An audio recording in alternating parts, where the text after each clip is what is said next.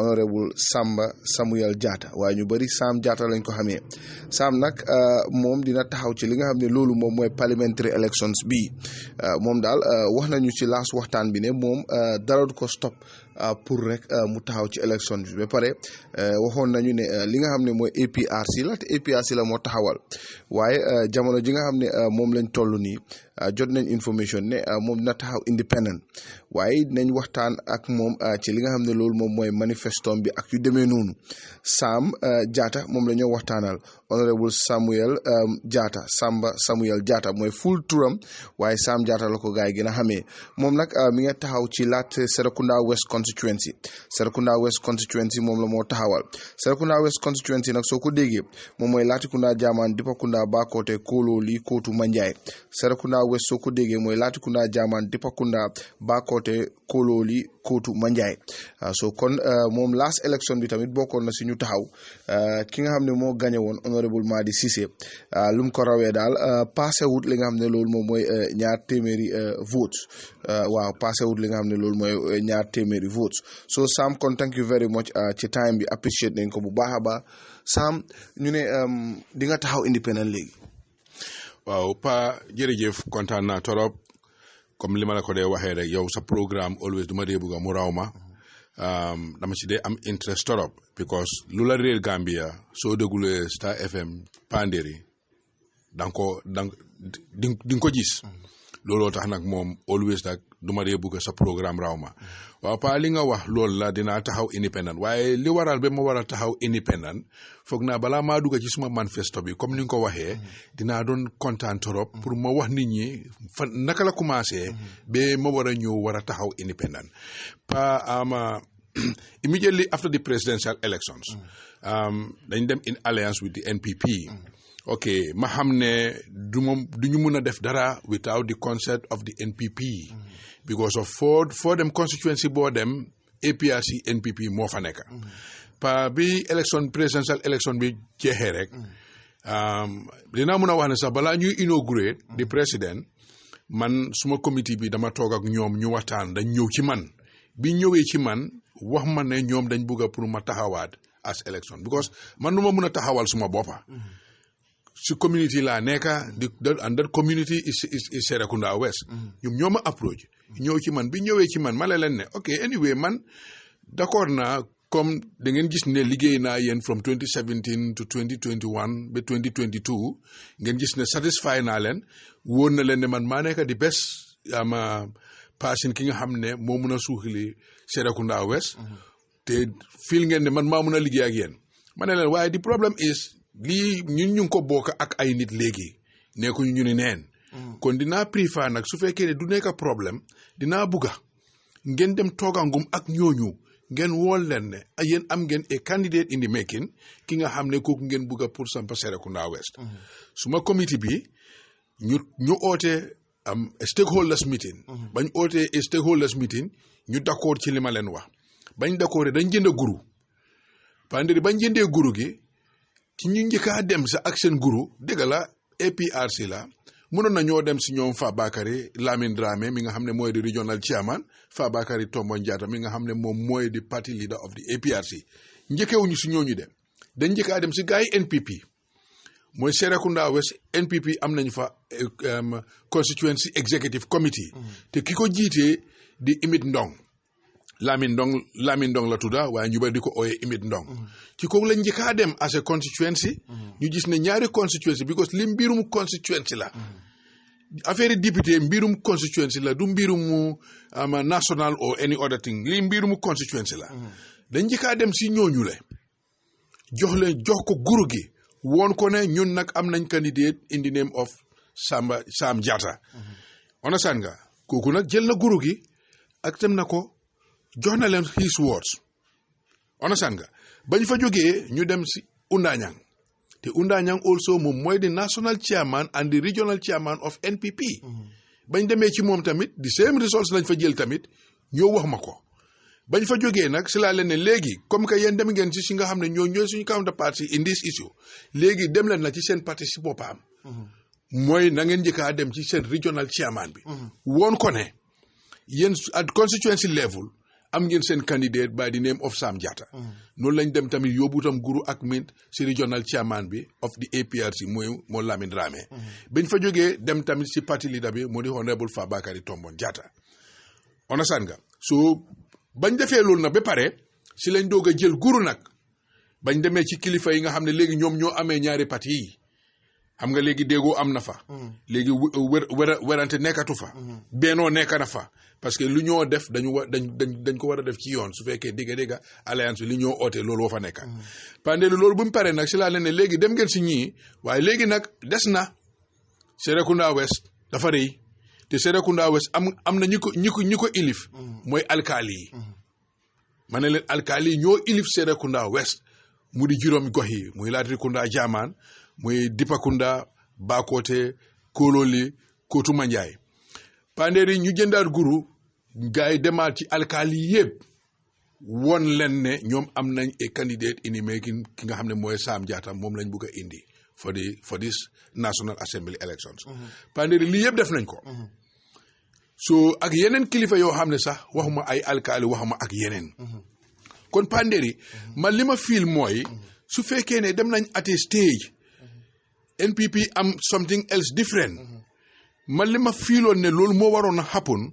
mooy ne man suma gaay liñ demee ci seen constituency executive committee bi waxtaan ak ñoom that constituency executive committee tamit seen duty la mun a ñëw gisante ak the constituency executive committee of the APRC at constituency level because this is a constituency thing this is not a national level this is not a regional issue this is a constituency issue constituency bi ñoom ñooy tànn ki ñu bugga waaye doo expect ne region bi mooy jógee koo fale ñëw dinaa ne ñin diw lañ fi soxla kooku moo faa taxaw te fekk constituency bi di kooku lañ tànna mbaa di national di war a jógee koo fale di wax ne ñun diw lañ fee tànna fekk constituency bi it doesn't work in line with the constituency so pandele lii mooy the confusion that was there yaa ngi ma understand up to date panderi my committee musu ñoo ñëw ci man ñu ne ma ne the constituency executive of NPP Serekunda West approach nañ leen wax leen ne ñoom lii mooy seen intention towards a candidate to contest under the Serekunda West constituency so lii moo happen on so ma gis ne daal moom things are not going the way it should go because man dama feel like this is the constituency thing the constituency committees as far as we have this alliance in place this constituency executive committee should meet to come up with a final solution. And that was not happening. So I feel that the way things goes, it was never fair, it was never going the right way. Limo Magena encouraged to come up, plus the constituency community bi, ñoom Magena approach, ñu ne man as far as demee na ni, ñun léegi bugga nañ nag, ñun bugguñu nga bàyyi, ñun yow lañ soxla tey, yow lañ soxla ëllëg, xam nañ ne yow yaay the right person. What we want is, we want you to come up as an independent, and we are behind you 100%, and we make sure that we are going to win this seat on this as an independent candidate. So why not APRC? Huh? Wow, before I declare my candidature as an independent candidate, because APRC dafa am a constitution. That constitution tells well about it. Because maneke APRC, then I will be contesting under the ticket of APRC. Then I will have an approval from the APRC. But right now, I'm contesting as an independent. It has nothing to do with APRC. APRC at this moment, it is an alliance. So I am contesting as an independent candidate. And for that being the case, Degala, before, my declare APRC, and I was the first vice of KM region. The KMC Regional Executive Committee of APRC, man, my the first vice of that. But during the presidential campaign also, has been that man contamit the KMC Regional Executive Committee, man concern campaign manager during the last presidential elections. Sam Jatta moom la ñoo waxtaanal Samba Samuel Jatta moom nag last parliamentary elections pour Serekunda West constituency contest na waaye ki gagné honorable Madi Cissé lim ko rawee passé wut ñaari téeméeri karta Serekunda West constituency nag soo ko déggee moom mooy Latrikunda Jaman Dipakunda Bakote Kololi Kotu Manjai lii moom mooy Serekunda West constituency bi moom nag dina taxaw under the independent banner waaye nag Sam ñu ne lan nga amal waa Serekunda West constituency. But before that, ñu ne kan mooy ki nga xam ne mooy Samba Samuel Jatta ñu bari gën ko xamee si Sam Jatta. waaw Panderi comme suñu last interview bi musoon nañ ko fee def wax naa la ko man maa ngi juddu Latrikunda Jaman ma tudda Samba Jatta comme li ma nekkee Christian xam nga Christian dañ dee am Christian names after baptism si lañ ma tuddee Samuel bi ñu bari dañ ko dee côté sot di ko ne Sam Jatta waaw man bi ma fa juddee nag moom dama attend primary school. After my primary school si laa dem Latrikunda Senior Secondary Technical School bi ma jeexal Latrikunda Senior Secondary Technical School amoon naa di chance to go to high school in those days waaye pa demoon naa high school waaye mënu ma woon a dem through because of financial constraints. Born to a very poor family, I was unable to continue. Then bima fa jógee nag pa si laa ñëw and fortunately I was so fortunate because my headmaster bi ki ma amee woon xamoon naa lan laa woon moo ma njëkkaa jox liggéey te liggéey bi ma njëkkaa jox mooy jàngale. I taught school. Then bi ma jàngalee bi ma dem pour jàngale school demoon na may jàngale school ñu jox ma woon primary 4. Then bi ma defee primary 4 for one academic year headmaster bi ma nekkaloon di jàngale at the school mu ñëw gis ne man students si ma amee woon dañ daan def sooy fàttaleku school days dañoo def primary su fekkee ne primary 4 dañoo ne class A class B class C class D. Class A mooy those are the best students. Then you come to class B C. Man I was given class D. Understand nga and Panderi sant naa ci yàlla bu baax a baax ma sacrifice ma njëkkaa create sa evening studies in that school. Student yooyu le seen waajur yi di ma laajte waaye loolu ma ne leen no I'm doing it free of charge. And Panderi bi exams ñëwee primary 4 exams yi biñ ko si dee ba pare only first person moo came out from class A while from second to sixth position all came out from class D. yaa nga ji then headmaster bi was very impressed mu ñëw jël ma nag yóbbu ma mu jox ma class 6 mu ne man mun naa teach class 6. Panderi ma sit class 6 maa ngi laa wax a very very interesting story in my career. Bi ma teachee class 6 ma ñoo gis ne common entrance it was time of common entrance. So I remember time boobu la woon common entrance bi mu amee the second in the Gambia results ki ñëwoon second in the Gambia came from my class from the school I was teaching. Then Bibi Dabo was the Minister of Education.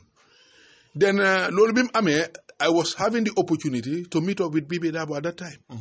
Waaye li taxoon ma gën a bàyyi teaching moom laa ñëw wasi. Then Bibi Dabo was wanting me for me to go to Kiandimbutu.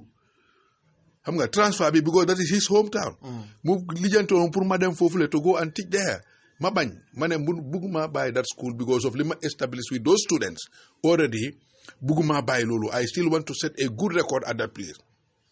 Then it was forced then I have to be transferred to Basse. Xam nga Panderi ma mer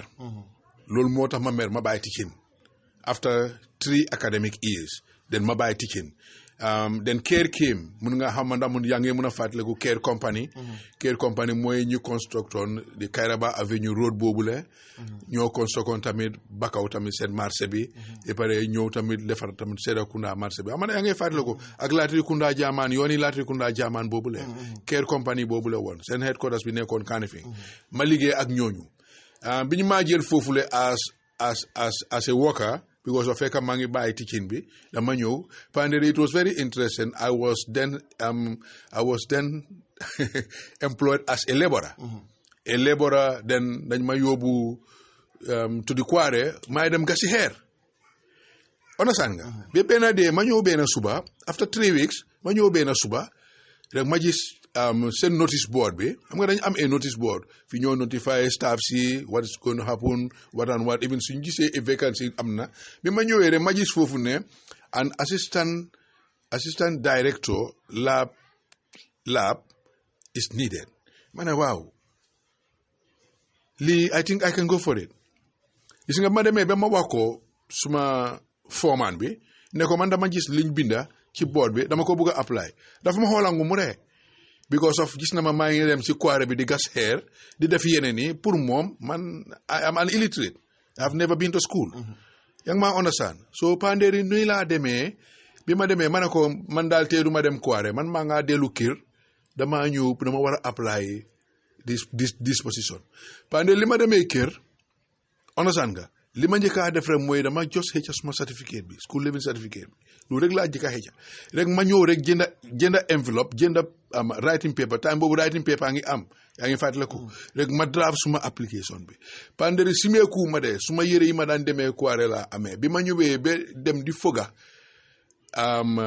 office yi managing director bi Mr. Barry bi ma ubbee bi ma ne come in ma dugga mu xool ma njëkka he was surprised then ma jox ko this letter mu ne ma what is this letter for ma ne ko it's my application mu ne ma application for ma ne ko that assistant lab technician bi ngeen binda he looked at me and then I feel ne yes this man is so surprised lu tax mu maa xooleen bii nii waaye I was still with that confident ne kii su ubbee suma letter bii nii seriously he will really be interested to have a word with me so bi mu ko ubbee mu read ko mu ne ma sit down ma toog bi ma toogee mu laaj ma ñetti questions ma tontu ko mu ne ma okay you can go home but tomorrow come back then I'm going to have a final word with you pande nii laa nekkee as assistant lab technician at CARE understand nga then ma nekk fa for some time ci laa fa jógee na ma venture into business then ma venture into business maa suma benn brother la foog naa ñu bëri dañ dee mun a fàttaliku fii ni studio River Gambia da recording studio ma nekkoon fa so ñu amoon opportunity bi ba ñu am benn canting at Senegambia then pandere just pour wax la rek suma history naka laa demee true with all that jéemumaa jël suma boppa ne because of dama dem school war maa def yeneen liggéeyi déedéet then ma venture into it maay jaay cassettes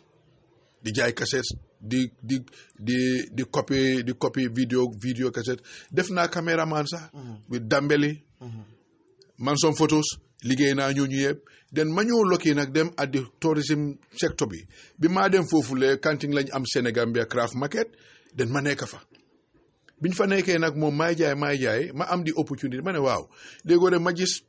boy si di ñëw ak tourist yi ak tourist guides and all those things ma ne waaw man nag I think I can also do this xam nga loolu yëpp man kay moom anything that comes to my mind rek I want to give it a trial mais dama mujjee am ak suma brother bi sa problem on that because léegoo de damaa dem ubbee ma instead of ma ubbi kantin bi damaa wàcca si bij bi xam nga man tam ma nekk bom sa daal xam nga understand nga then on the whole ne pour man li maa def noonu le dem naa ba ma am problème maa moom mu ne ma ne if I'm not going to continue kon moom na tëj kantin bi ma ne ko non ma ne ko I'm going to continue so ma nekk fa rek may saaj ba ma ñëw am the chance of working ma bañ a dem comme bom sax ma ne mun naa nekk a tourist guide laa dem Gambia Adventure Safari ma apply bi ma apply sax that day sax lañ ma jox sax suma uniform everything ne I can start understand nga so ma start we must start with Gambia Adventure after 7 months with Gambia Adventure then I met up some couples yi Iris lañ jógee ma mit leen Nora Dali you know with the husband Peter so bi ma leen mitee then ñu ne dama leen yóbbu on a tour biñ demee tour bi the way I was explaining the area lim demee the way people live and the other like they were so impressed biñ ñibbisee up to at the hotel bi ñoo wàcca moto bi pour dem then Nora approach ma mu ne ma we gonna have dinner would you not mind to join us ma ne ko well I'm okay if you invite me for dinner so noonu laa leen joine bi ma leen joine ñu nekk fa then they spend about 2 weeks almost every day dama dee génn ak ñoom mujjee bi sax dañ ñëw sax bi approach suma manager bi ne ko ne dañ bugg a léegi kii nga ñu koo bàyyi mu ñëw yóbbu ñu ni neen ma ne leen no that cannot happen I am working so le ma buggee privately my off day I can do that pa ma lokki ñoo ma feyal UK Cambridge College in Leoville Jersey ma dem jàngi tourism and travel agency management waaw nii la amee the chance to go and study in UK ma dem study tourism and travel agency management incredible. It shows this life is a journey. Serekunda West constituency seen doom mi ngi ni ki nga xam ne kooku moom mooy Samba Samuel Jatta ñu bari gën koo xamee si Sam Jatta. Serekunda West nag mooy Latrikunda Jaman Dipakunda Bakoteh Kololi ak Kotu Manjai last election bi nag taxawoon na moom ak honorable Madi Cissé ak ñeneen waaye yàlla def Madi Cissé win moom mu ñëw second Madi Cissé lu mu ko winee passé wut ñaari téeméeri karta léegi nag ñu ñëw ci Serekunda West sa constituency bi lan moo nekk ci yow sa xelaat o sa loxo li nga xam ne moom nga bëgg a jaay waa Serekunda West su fekkee ne yàlla def na ñoom ñu jël la tànn la nga nekk seen député. jërëjëf thank you very much Panderi comme li ma la wax rek depuis 2017 bi maa taxaw 2017 it was never a plan because of ñëpp xam nañ what happens 2016 2017 because of the impasse things were very tough on APRC so ñun demoon nañ Serekunda West ba tuutee desoon sax APRC duñ doon am even a candidate to contest the parliamentary election of 2017 so ma gis ne a party that was in power for 22 good years how can it be within just less than a month you war a toog gis ne daal moom that party is going to vanish in Serekunda West pour ñu am candidate sax is going to be a problem Panderi lii moo gën a tax nag ma gën a forcé nag ñëw waaye Panderi boobu moom préparé wu ma woon suma boppa xaw ma woon ground bi naka la dégg la I was the social secretary for 12 good years at Serekunda West liggéey naa lu bari def naa fa lu bari waaye time boobu nag ma ngi doon xam what was the problem of Serekunda West waaye nekkuma woon the member of parliament I was just a social secretary ba pare li ma mun rek laa defoon parce que organise naa fa ay fundraisings jënd nañ fa lu bari am nañ si account this Ahmed Health Center bi nga dégg nii sax through my tenure as social secretary si lañ doog a jël noonu because staff quotas la woon si lañ raisoon some funds ñu make sure ne we will take it and make it as a health center so loolu yëpp am na waaye Pandey da ngaa gis ne from 2017 to date the place was very dormant okay boobu dinaa si ñëw Pandey pour ma ñëwaat baag ma ne this time I have to come up with a manifesto because du ma mën a ñëw rek nekk jiite nit ñi te du ma xam lan laa teg ci table bi du ma xam lan laa war a liggéey ci table bi foog ma teg li maa liggéey foog ma teg ko ci table bi Pandey du ma toog rek ñëw rek nekk as a parliamentarian without anything moo tax ma ne xaaral ma work out on a manifesto it takes me 5 years to work out on this manifesto te Pandey suma priorities on this manifesto moom laa bëgg a ñëw na pour wax la ko njëkka because di nga gis ne man my areas of priority yu ma war a focus on dafa nekk reconciliation that is going to be my first number one reconciliation su ma jógee si reconciliation Pandey dinaa ñëw si education su ma ne education dinaa ñu bëri dinañ xala jaaxle trop waaye su ma ñëwee ci loolu pour ma tojaar yaa bi dinaa mun a wax nag lu tax ma ne education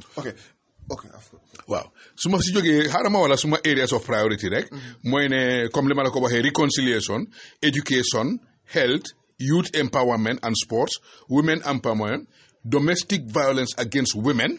promote the large scale of food processing yaa ngi maa déglu and like animal husbandry ak yeneen yi yooyu yëpp dinaa ci dem Pandey dinaa promote community tourism xam nga community tourism Serekunda West dafa lucky Serekunda West dafa am liñ am loolu noonu soo ñëwee ba Latrikunda Jaman am nga bentenke boobule xam nga ñu bari mënuñoo understand li xew historical thing la Latrikunda Jaman si boppam si jumaa ji fi jumaa ji nekk noonu Pandey bi ëllëg benn taati sootwang fa xam nga ku juddoo Latrikunda doo ko mun a wax Pandey soo demee tamit Latrikunda boori park bi benn tabang fa woon balaa kër yooyu nekk foofu la lana fa nekkoon Pandey da nga am community tourism indil tourism yi ñu xam sa constituency bi naka la mel loolu yëpp dinaa ko ci limin Pandey dinaa demaat tamit ci loo xam ne mooy di disabilities ñi nga xam ne ay silmaxa lañ yàlla jàppana leen Pandey loolu tamit maa ngi am a package for all those people Pandey li ci gën a am solo sax mooy di child's right Pandey loolu lu am solo la because da ngaa gis tey ay xale yu ndaw instead of ñu dem te dinaa make sure ne dama am an education trust fund yëpp li ma laa wax ni yëpp dañoo am committees of all this Panderi lii laa am on the ground moo tax ma ne maa ngi amee lu bëri loo xam ne bugguma Serekunda West ñàkk ko bugg naa Serekunda West jël di opportunity ñu dénk ma seen karta yi Panderi ma defaral leen li in 5 years Serekunda West dafa nekk an example in the whole Gambia when it comes to constituencies. ñu ne nag sa manifesto bi loo njëkk a laal mooy reconciliation lan moo tax nga laal reconciliation. Panderi reconciliation su ñëwtee ñu baaluwante ñu nekk benn Panderi there will be no unity te foo xam ne unity nekku fa jaama du fa musa sax kon Panderi te man li ma buggee def suma reconciliation bi nii reconciliation bi dafa am a committee bi ñan ñoo koo jiitee kilifa diine yi alkaali yi nga am jigéen yi am góor yi elderly people yi nga ñoo am tamit ñi nga xam ne ñoom ñooy ndaw ñi sax dañoo bokk ci comité boobule parce que am na yeneen yoo xam ne foog jàmm sax suñu diggante Panderi lu rëy moo nekk ci biir loo xam ne dañ ko war a liggéey biir Serekunda West waaye loolu su fekkee ne réconciliation amut te Panderi boo gisee ma war a jiital imaam yi ama kilifa diine yi su ma ne kilifa diine yi mooy imaam yi ak faadas yi imaam yi ak faadas yi boo gisee ma war a naa jiital ñoom ñu jiitee this reconciliation committee bi toppa ci muy alkaali yi boo ko bàyyee xel boo gisee ma war a koo def parce que imaam yi ak faadas yi muy juma muy dem church ñoom ñooy nekk ñoo xam ne ñooy waaree te dinaa bëgg si biir seen waaree ñuy waaree jàmm ñuy waaree bennoo ñuy waaree loo xam ne dañoo mën a fàtte loo xam ne moo ñu jaxasee woon ñu fàtte ko ñi delluwaat ba comme liñ meloon li suñu maam yi bàyyoon fii li yàlla bugga li yàlla sa loolu la bugga yàlla dafa ne réconciliation Panderi duma muslim waaye dama dee dem observe yeneen yi when the Muslims are performing some of their duties dama dee gis ne suñ jullee ba pare Panderi dañoo joxante loxo suñ jullee ba imam bi how do you call it selama rek li moo njëkkaa def mooy da ngeen di joxante loxo in the Christian community ñun soo demee in the church balaa ngaa receive the communion te ñun dañu gëm ne communion bi mooy the blood and body of Jesus balaa nga koo jël because Jesus loolu la ñu wax mooy balaa nga maa jël te nga gëm ne man nga gëm balaa nga maa jël nekkal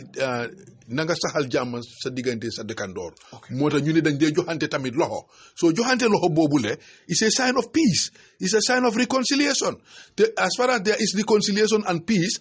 and unity there is development. So kon mu ne bokk na ci first thing li nga xam ne loolu la moo def su fekkee ne waa Serekunda West constituency dénk nañ ko li nga xam ne loolu moom mooy kàddu yi mooy pour ñu reconcile ñu bàllalante ndax ñu mun a liggéey bokk na si tamit lu ñu gis sa manifesto bi mooy bunti jàngale bi ak jàng bi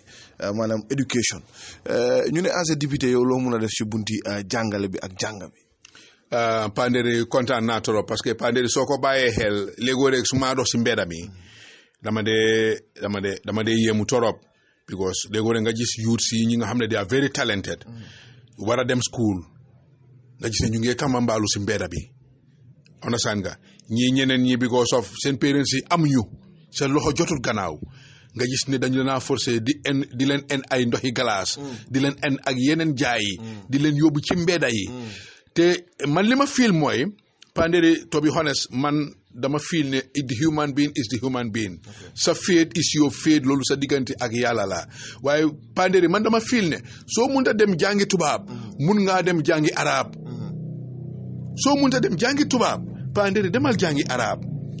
lii yëpp lu am solo la bu ñu bàyyi suñ doom yi ñuy tamambaalu Panderi ma ne ci éducation bi boo gisee ma mention ko mooy ne dama taxaw gis ne dañoo samp committee te committee boobule seen liggéey dina rëy de that committee is going to work very very hard mooy committee boobu nag ñoo war a gis nag moom education in Serekunda West is being brought to where we need it dégg la duñu mën a am yëpp waaye dinañ try suñ level best committee boobule dinañ lobby funds comme ne especially funds yoo xam ne ñu gis ne man suma loxo jotul gannaaw te maa ngi am xale bu jigéen surtout xale yu jigéen yi because they are the most violated Children we will see. People always take an advantage of them. Pande dinga gis xale bu jigen bo xamne xelam neena torop because of wajuram amut munta continue school am bi man mi nga xamne man criminal la suma loxo jotna ube ma jappale wajuram jappale xale bu jigen bobule pande lan lay def dama na xale bu jigen bi diko nax diko jox ay $5 diko na bemu duga suma neeg ma def ko lo xamne warut xam nga pande lolu lañ bëgg discourage lo loolu motax mané education dina ci ñew torop lenam moy dina taxaw make sure ne dal am nañ a trust fund panderi as degala so nekkee député sooy wax yeneen yi nit ñi dañoo foog ne kii li moo wax dafa soxla carte rek degala duñu de there'll be no funds given to us for that there'll be no funds why man lan even if no funds are given to me war ma toog lem suma loxo am na community si suma community bi Serekunda West yow xam nga ne is the biggest constituency panderi biir Serekunda West am na ñoo xam ne mun nañ maa may moto sax duñ ko yegg panderi nañ foog seen bunta yi woon leen ne lii lay soxla suñ doomi xale yu jigéen yi xale yu góor yi ñu ngee yaaxu ci mbedda yi xam nga ñu nekkuñu di def dara am nañ di priority to go back to school mun naa am suñ demee school suñu ma njëriñu ëllëg dinañ la njëriñ mbaa ñu njëriñ suñu doom yi mbaa ñu njëriñ suñu sët yi kon ñooñu la su fekkee ne yow mun nga may moto xam naa ne du ñàkk nga may ma $5 ma def ko si trust fund bi mun a jàppale benn waajur koo xam ne doomam bi yàlla may na ko ëllëg su jàngee dina nekk leneen ñu jàppale kooku le su wàccee ëllëg mu njëriñ askan bi njëriñ Serekunda West suñ la mënee dégg daal di ngeen ut kees bi nga xam ne da ngeen ñëw ut koppar ci li nga xam ne loolu moom mooy nit ñi nga xam ne ñoom ñoo nekk ci constituency bi pour rek ngeen jàppale ñi nga xam ne ñoom seen ay waajur seen loxo jotut seen ginnaaw ndax ñu mun a dem school so dina nekk lu mel ni scholarship fund laal nga bunti paj mi tamit wér-gu-yaram ñu ne loo amal waa Serekunda West ci bunta bi panderi balaa nga xam ne wér gu yaram moo am njëriñ nga feesal sa néeg xaalis mun loo jóg si kaw lal ba nga looloo gën a métti panderi wér gu yaram is the backbone of every development wér gu yaram mooy the backbone of every development soo wérutee panderi munoo def dara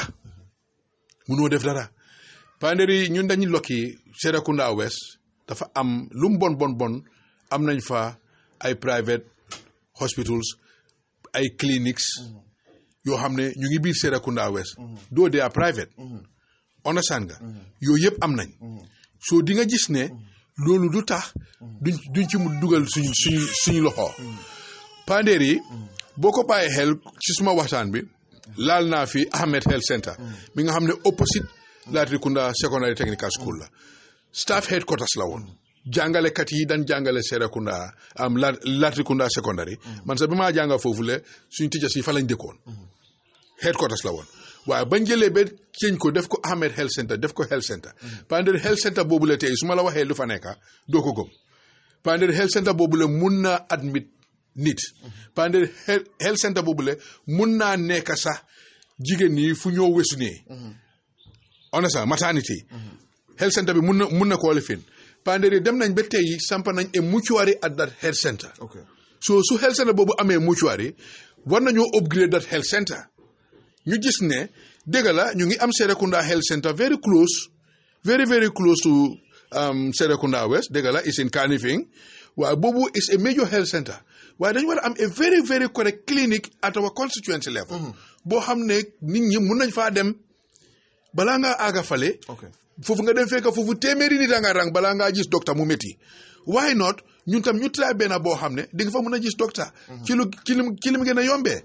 jigéen yi dinañ fa mun a dem noos ci li mu gën a yombee ñeneen dañ doy fee pass di dem ba Bakaw di dem di atteni noos foofu le pandere lii yëpp war na xalaat naa ko ne Serekunda West war nañoo am benn pàccumkaay boo xam ne dina mun a nekk loo xam ne Serekunda West balaa ñuy fay ay pass di dem fu sori mun nañ fa ñeneen dañoo ñëw ba Serekunda Health Center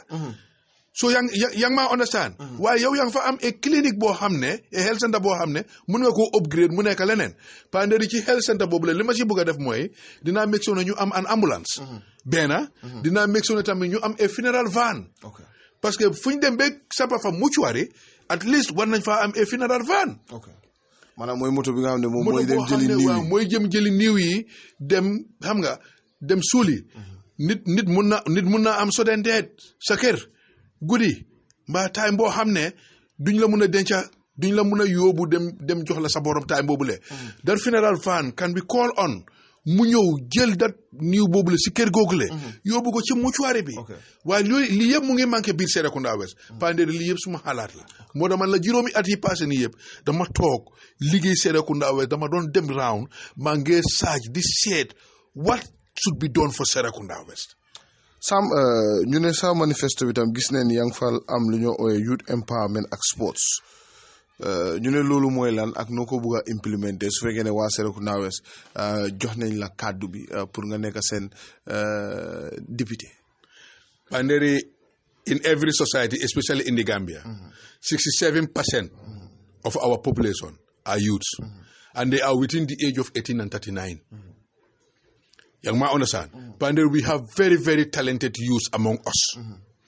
Why you would not know that these youths are very talented unless you are with them. Panderi, man dama am priority bo hamne, dama am privé bo man youth si ñoy suma yep.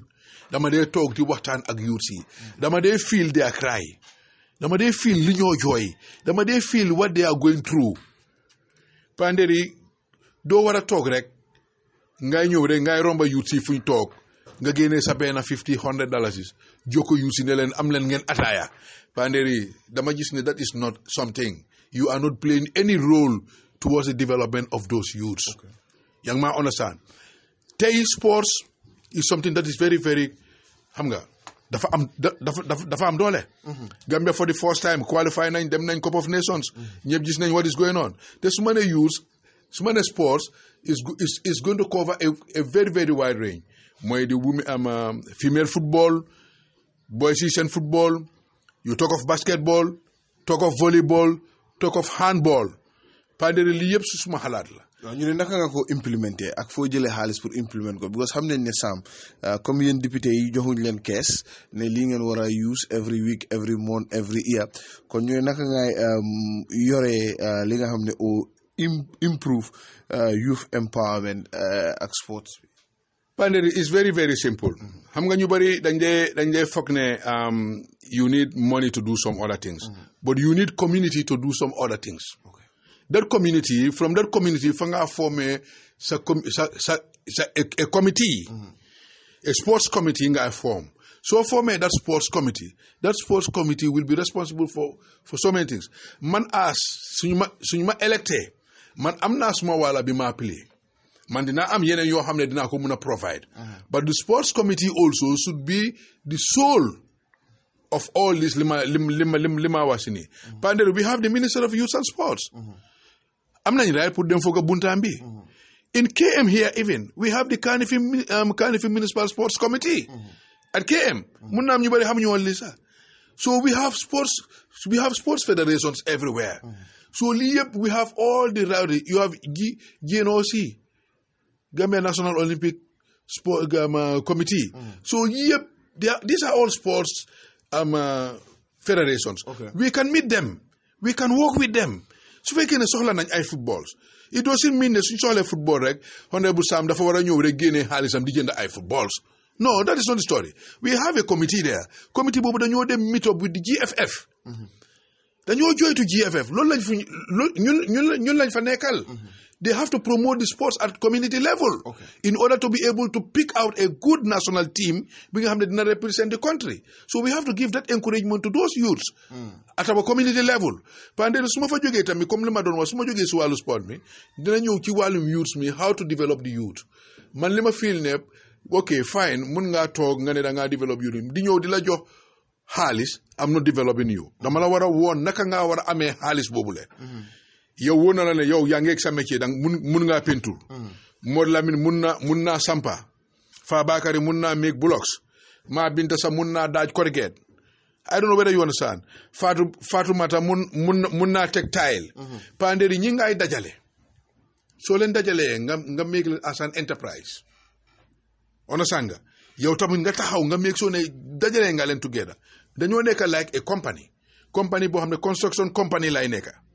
Panderi kuy sampa néeg di nga soxla kuy defar blocks di nga soxla maçon bi di nga soxla carpenter bi di nga soxla welderman bi di nga soxla di steel fixer di nga soxla di tile man di nga soxla di plumber di nga soxla di painterman di nga soxla ñëpp balaa ngaa mun a ñëw di électricien balaa sa néeg bi di taxaw mu nekk néeg pandéri ñi ngay dajale te ñu ngi fee si yuut si nga ubbi leen den yow sa bopp tamit nga taxaw ngeen am comité boo xam ne dañoo taxaw tam di leen dimbale ñuy lobby tamit ay contracts pandéri suñu demee ci contrat boobule lu ñu caaj ci néeg boobule lu ñoo caaj ci lépp liggéey bu ñoo def dafa ñëw back to them I don't know whether you understand then di use boobaa soo amee that committee nga am everything foog naa ne kenn du taxaw mu laa wax ne ba nga fi nekkee defar loo ñu dara waaye ñoom yu si seen boppa su fekkee ne dajale nga leen nga jox leen that priority ba nga make sure ne taxaw nga ba nga gis ne ñoom am nañ li ñoo am pandéri pour dem lobby contracts foog naa ñoom seen boppa mun nañoo def loolu on their own it doesn't even need you to be dégg yow tam mun ngaa toog ma ñëw waxtaan comme yow pandéri ma xam ne da nga bëgg a sampa man pandéri man ma ngi am suma youth yoo xam ne ñooñu suñu la sampalee di nga kontaan xam nga ma boole laa ñoom ñu def ko maa ngi leen a empower this is what I mean by empowering the youth so that ñoom te ñu mun a am du nekk ci sport bi rek waaye dinaa leen empower ci loo xam ne ñoom te nañ ci mun a gis seen boppa mun a liggéeyal tamit seen boppa feyal seen boppa Sam ñu ne nag ñeneen ñu bëri dañ dee fal rek fàtte li leen fal ñu ne ban garanties ngay jox waa Serekunda West ne suñ la falee diga doo leen fàtte ñu ne ban garanties nga jox waa Latrikunda Jaman Dipakunda Bakote Kololi Kotuma Njaay ne suñ la falee doo leen fàtte pandéri ama garantie bi ma leen a njëkk a jox mooy suñ ma falee the number one thing I am going to do mooy dama njëkk a uti office boo xam ne dafa yaatu office boo xam ne dafa am backyard if possible office boo xam ne ku ma soxla foofu nga maa fekka pandéri office bi mooy nekk suma campekaay yow pandéri sa danga ma dee invite maa ñëw ci sa radio bi ñuy waxtaan waaye pandéri suñ ma électé ba ma nekk at that position suma office bi pandéri soo ma bëggee interview foofu nga maa fekki Serekunda West ku ma soxla si office boobu nga maa fekki dama open that office mooy nekk suma campekaay fala ñoo ataaye suma añ suma kër lay jógee ñëw foofu ku ko fekkee ñu bokk añ ko nga xam ne I will always be in contact with my people dama leen a woon ne lépp lu ma am ñoom ñoo tax kon office boobu le seen office lay nekka maa ñoom si office boobu la ñoo nekka suba ba ngoon damaa bañ du ma nekk koo xam ne soo ma soxlee da nga war a ñëw suma kër nga foog suma bunta onasan nga mais bi suma jabar o suma doom génn si mu la wax ne xonde bu dafa nelaw déedéet pandéri déedéet loolu I'm not even thinking about that loolu xalaatuma ko li ma bëgg a mooy dangaa toog 9 o'clock jot nga ne léegi de su ma demee office am dinaa ko fa fekka te pandéri create ma office boobu ne pour ne you have to seek an appointment to see me non du loolu de dama bëgg rek pour suma jokkoo ak nit ñi gën a yomba parce que léegoo rek nga ñëw suma kër ñu ne la mu ngee nelaw xam nga boo demee comme la yow li nga gom nga elect nit ki mu nekk sa député nga ñëw ñu ne la ne mu ngee nelaw xam nga léegoo rek pour nga dem gis ko yow da nga dee fii leen daal waruñu koo déedéet du loolu yow daal di nga nekk si office bi man office bi all the time suñ amutee sit-in awma sit-in at parliament awma any other important mission bu nga xam ne I am on it pandéri my office is going to be my meeting place dama make sure ne anytime boo ñëw soxlooloo appointment comme léegi da nga fa am ay security ñëw nga ko ne diw laa bëgg a gis mu ne la xaaral ma call ko o xaaral ma dem gisangum ko non why should I feel big bi ma seek the position I'm not big why should I get lu tax may réeréelu bi ma ut place bi réew ma pandéri ma dem bi am place bi ma bëgg a wone ne man dama réy lan mooy député sa at all député you are a servant of your people dafa mel ni yow dañ la jël rek ñu ne la ne ñun yëpp mënuñoo dem toog ci house bi fale toogu yooyu sax du am Serekunda West rek feesal nañ house boobule feesal nañ di whole environment sax waaye ñu ne la de léegi ñun yow la ñu óolu ne yow suñ la yóbbuwee di nga mën a nekkal foofu si suñ kaddu kon demal nga teewal ñu ci pencum réew mi loolu lañ la santa waxuñu la ne nga gën la naa rëy déedéet looy réeréeru seen kaw amul njëriñ pandéri amul njëriñ 44 minutes already dem na Sam thank you very much ci time bi mbokk yi kooku mooy honorable Sam Jatta moom dina taxaw ci élection yi député yi Serekunda West constituency last élection yi député yi taxawoon na as well this time mi ngi taxaw ci independent ticket bi Sam thank you very much final rek lu am pour wax gaay Serekunda West yi mooy Latrikunda Jaman Dipakunda Bakote Kololi Kotu Manjai Panderi jërëjëf li ma bëgg suma kaddu bu mujjee pour Serekunda West muy juróomi gox yi nga contenu Latrikunda Jaman Dipakunda Bakote Kololi Kotu Manjai maa ngi la naa dénku ne man maay the right choice I am the best man and I am the right candidate for Serekunda West te maa ngi la naa assoné suñu ma dénkee seen karta gi comme on the 9th of April buñ seet ne ñu ne Sam dafa taxaw independent xam nga ñu bari suñu déggee independent daf leen dee nekkal leneen déedéet